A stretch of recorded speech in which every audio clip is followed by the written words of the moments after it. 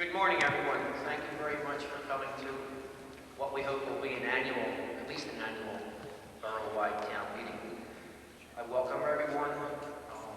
We welcome your questions and comments, and as Maybell has told me, the procedure will follow it that way. I just would like to make one thing clear. This is not political. We're not here to further anyone's political aspirations. And I'm sure we all understand that. We're here for Norristown. I would now ask Councilperson Rochelle Griffin Culbreth if she'll come up and lead us in the pledge. Would everyone please stand?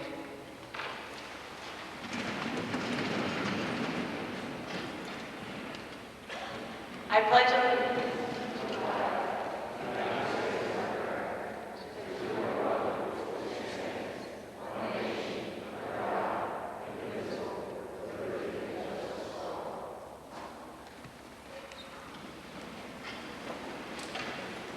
We'll now ask Pastor Byron Craig of Macedonia Baptist Church if he'll give us a brief invocation.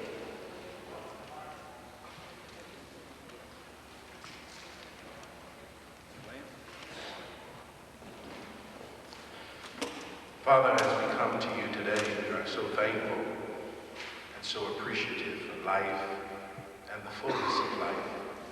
We thank you for the opportunity that you've given us to come and to speak on those matters that bring unity and bring the fulfillment of life in our community. We ask that you would guide us, give us passion, give us regard and respect for one another, that we might be able to hear and to listen to one another, that we might fulfill your purpose. We ask this in the Father's name. Amen.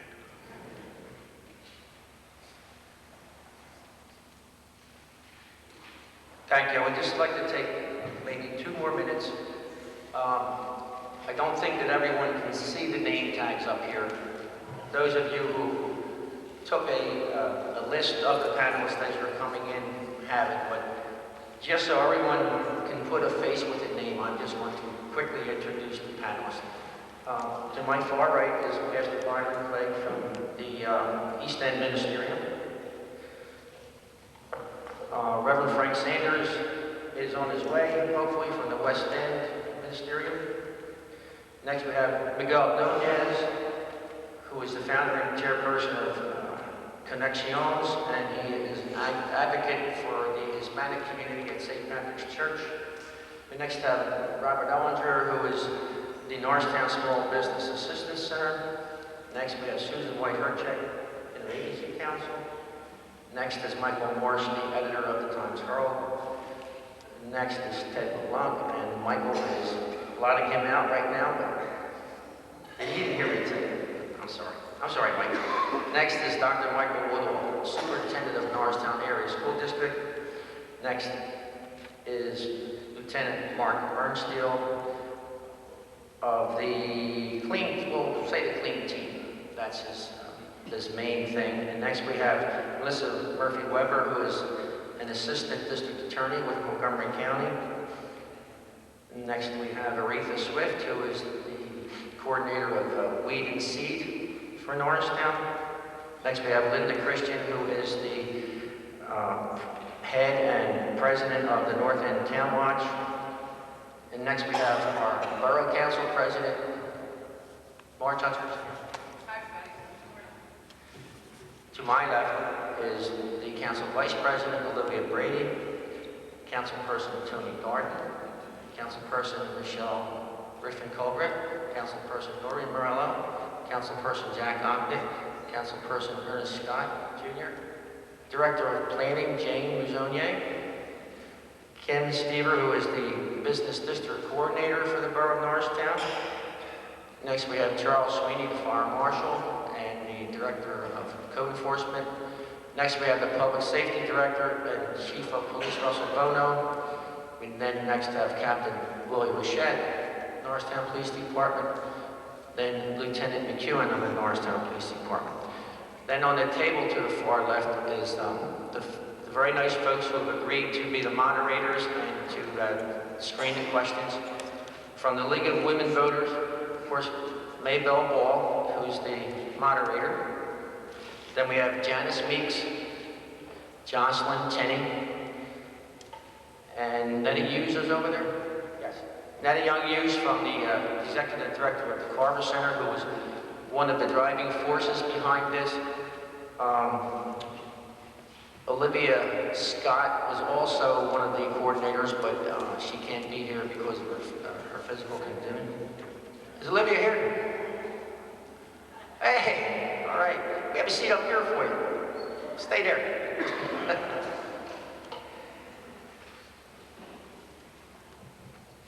We also have someone else down there that I don't know who it is. Oh, my good friend Peggy Lizardi. Hi, Peg. How are you? She's here to help out if we need any, for our Hispanic neighbors, if we need any translation, Peggy will help with the translation. And in the audience, where is Senator Williams? Senator Connie Williams is here. Do we have any other elected officials in the audience? Okay, thank you very much for your attention.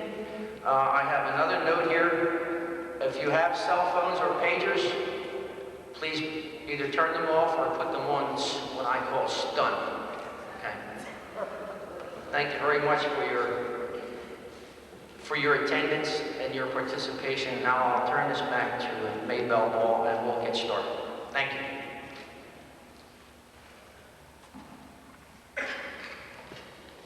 Thank you. We are collecting questions from members of the audience on 3x5 cards, and I have a few to get started with. How can you make people accountable for their trash? Give fines out? And it would be helpful if people could direct their questions to a certain member of the panel, but these aren't directed, so I will just say, who would like to answer this?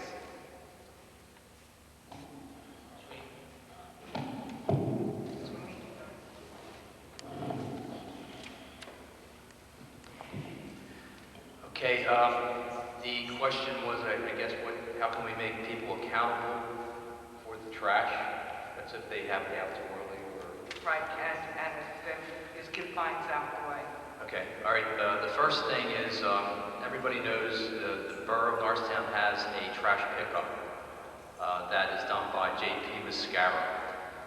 Everybody has a day that is given to them to put their trash out for collection. In my particular area in West Washington Street, I'll use that as an example, my trash pickup was on Monday. I can put my trash out 8 p.m. the night before trash pickup and not before then, all right, to be picked up that following day. Now that's recyclables as well as trash. If a person puts their trash out too early, which in some instances we find, if my trash pickup day is Monday again and I decide to put it out Tuesday, code enforcement officers are in each tab area within the borough, and they ride around, and if a person's trash is out too early, they will leave a warning notice on the door of that residence, whether it be owner-occupied or a rental property. And that person will have 24 hours to take the trash back in again because it's only sitting there all week. If they do not take it back in, a citation can be issued. Once a citation is issued, it might take up to 3 or 4 weeks before it's even taken to court. By that time, the trash day had come around again and had been picked up. We tried to go and talk to the individual that actually had the violation, asking them to cooperate and take it back in. At this point, that's all we have to do is written notice and then citations. I don't know if that answered that question. Thank you. And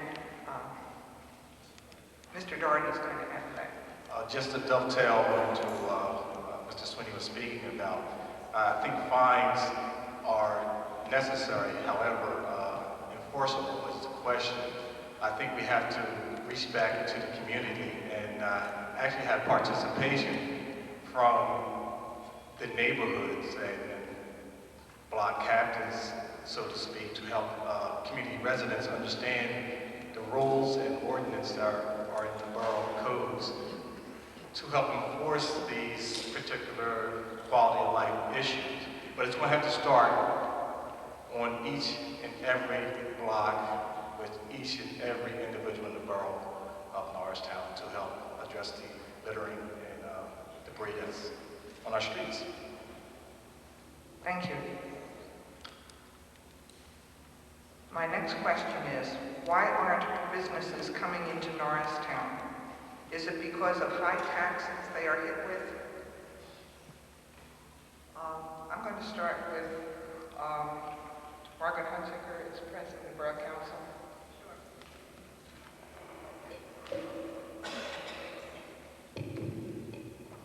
We are fortunate enough to have on board this year a business development coordinator, Kim Stever, who is on the panel today. I'm going to defer this question to her. Thank you, Marge. My objective is to really bring new businesses into the borough that are going to serve not only the residential community, but also the professional community.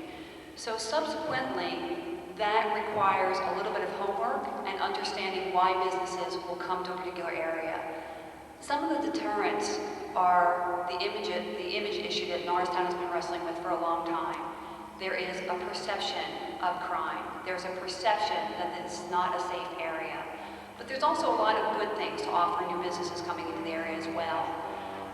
One good example is, I'm happy to announce that there will be a new farmers market that will take place from June through October. And this is really possible due to a collaborative efforts of the borough and the county and a lot of individuals and teams that are here. For instance, I'm working with the CLEAN team and making sure that there is a higher profile of policemen in the area during the hours of the farmers market.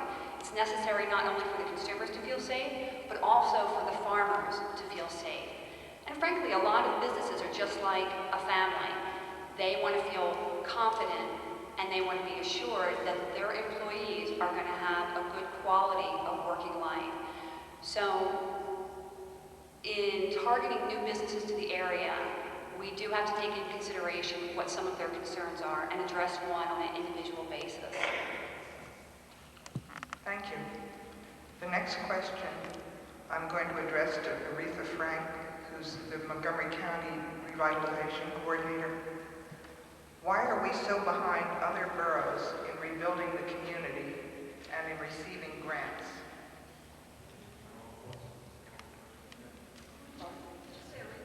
Is that the wrong person? It's Aretha Swift without a Sorry, I'm sorry. That's okay.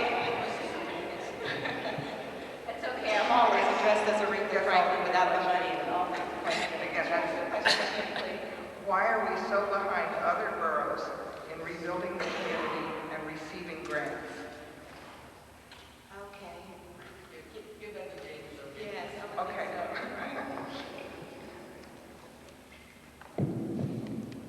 Thank you. I wouldn't really say we are necessarily behind other communities in receiving grants. We do receive a substantial amount of grants. The one large grant that we receive, the federal government, is the Community Development Block Grant Fund. And that's a yearly grant that we receive. It's about $200,000. Equally, the county has been kind enough to give us some grants in the last 2 years that really assisted us in many projects that we've got.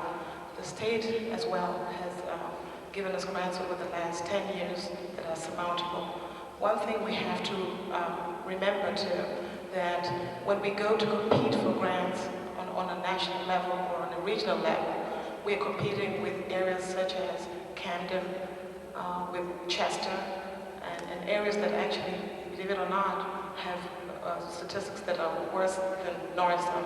It's hard to actually believe that, and a lot of people don't believe that, but we do compete with them. And if their situation is worse than ours, clearly they will have advantages. But we do go after quite a number of grants, and we do receive a substantial amount, but we still need more for us.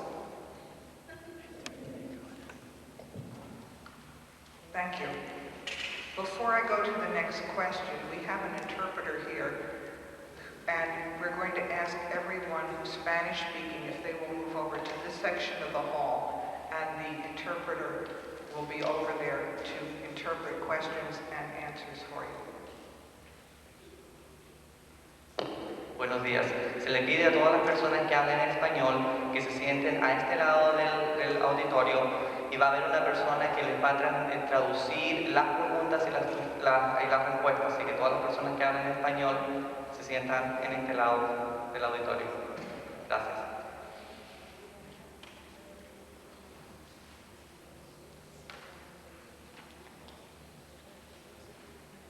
The next question, I'm going to refer to Charles Sweeney, the Code Enforcement Officer. In reference to problem rental properties, can we as a community go after finding the property owner tenant in reference to problems?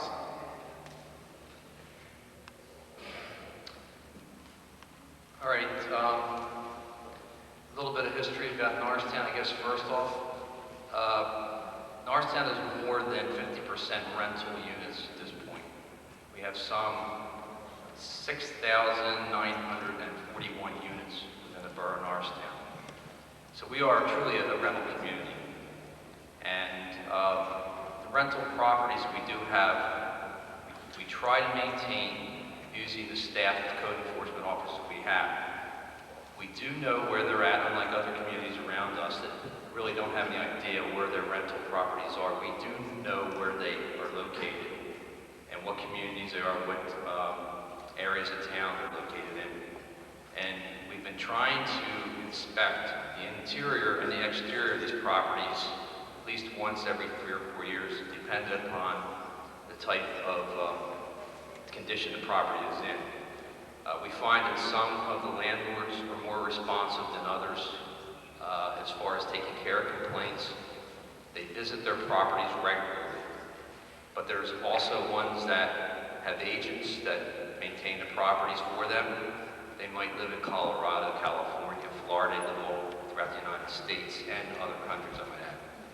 So what we can do is we can try to take care of these properties using the resources of code enforcement officers, but sometimes we don't know about the problems until the community activists get involved, such as the town watch and the block captains. Utilizing this type of organization allows us to know where the problems are so we can actually go out and remedy the problems, basically notifying the landlords via written notices of what the violations are, asking for their cooperation as far as repairing or doing some fixing the problems of the property. And once again, it goes back to the citation states. If the landlord doesn't take care of the problems, then a citation is issued, and then we go to court, and the court makes the decision of what the person has to do. So that's just overall, I think that's maybe what the question was. Thank you. Does anybody else want to add to that?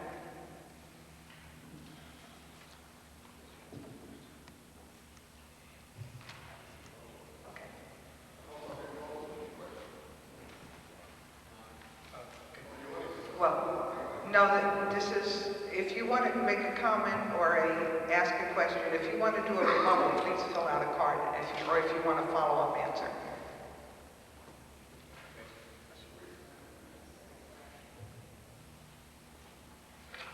Can we as a community go after finding the property owner tenant in reference to problems?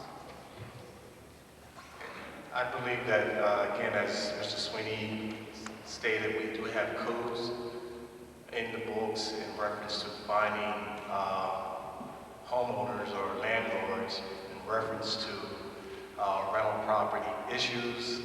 Again, it becomes a problem of identifying the issue. Again, we are a community that is highly rental oriented, and it's difficult for code enforcement at this time to address all of those concerns.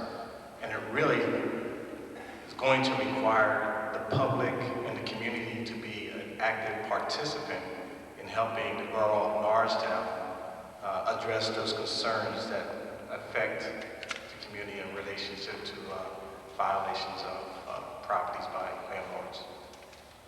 Thank you. This next question I'm going to address to Jane Massagne. Why has Brian O'Neill not started development in Norristown? How much longer will we have to wait for development to happen? Unfortunately, development takes a long time, and I would not sit here and speak for Brian O'Neill per se, but we have started the wheels moving. We have moved on with the issue of access that he had requested for, and that is the Lafayette widening and on-ramp and interchange at the Turnpike. We have changed the zoning so that it is suitable and can attract and allow him to do a lot more along the riverfront. And at the same time, we've gotten into an agreement, of course, through the Redevelopment Authority for him to be a master developer. Now, for any developer, we have to remember too that market forces have something to do with it. So if time is not right in terms of getting businesses to come and occupy the buildings that he wants to build, it may not be the right time. However, we have to look at this process as a long-term process. It's not a process that's going to happen within 3 or 4 years. Hopefully it'll happen within 7 years. Thank you. If I could add just one more thing, which I forgot.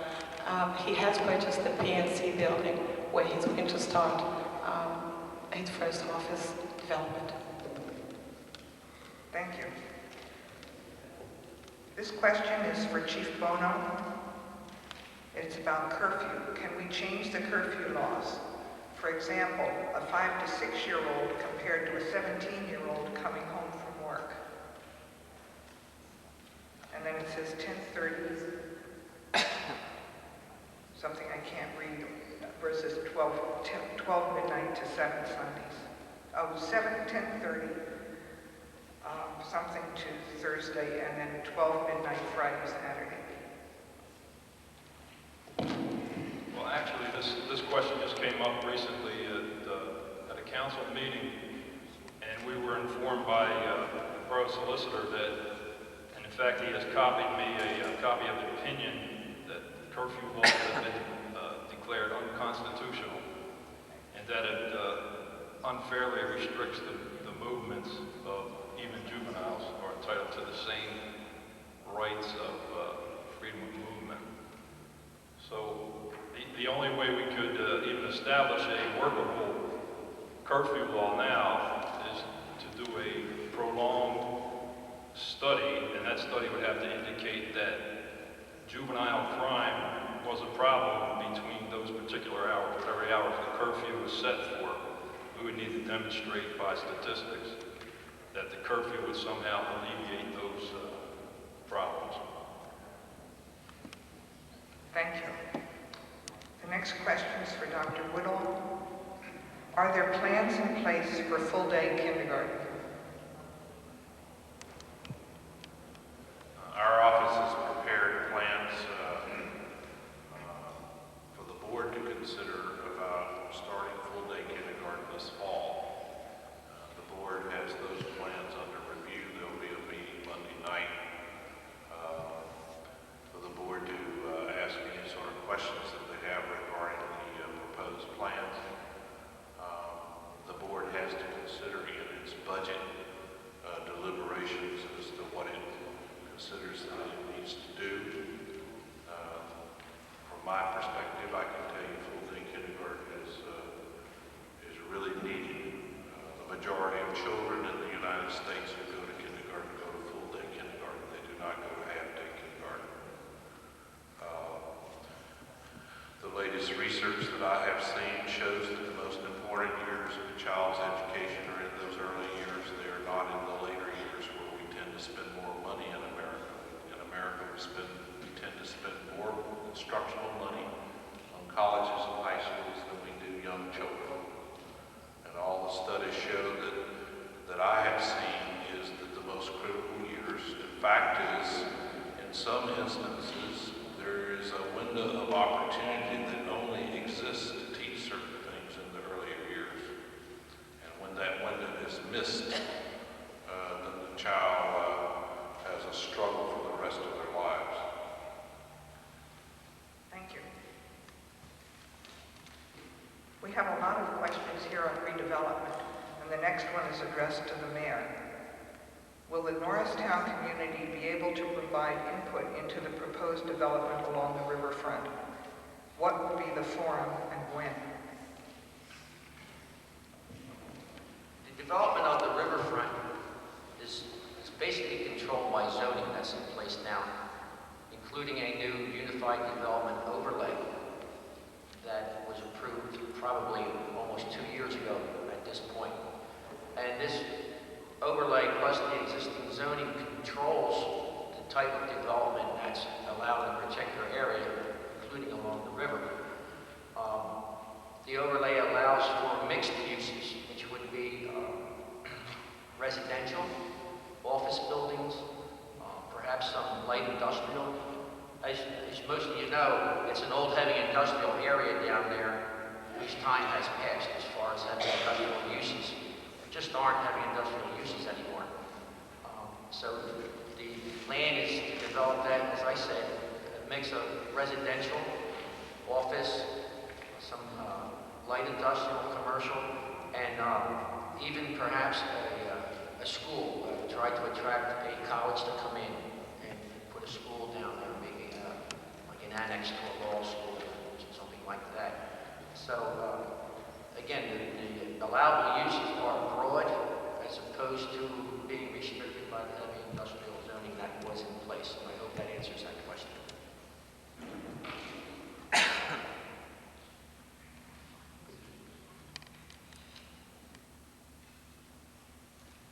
This is another question on revitalization. And it might be partly been answered by the mayor. What is the status of revitalization efforts along the riverfront, especially the West End? What role do the arts play in revitalization, and how should they be supported? Well, I'll field that. We have a developer, and that is O'Neill Properties. And we have an agreement that runs for 10 years with O'Neill Properties for him to develop the riverfront. We want him to start with the east end, east of the Cal, develop that.